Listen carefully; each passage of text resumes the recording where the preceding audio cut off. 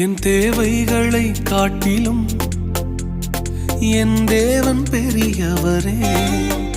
என் சூழ்நிலையை பார்க்கிலும் என் இரட்சகர் பெரியவரே.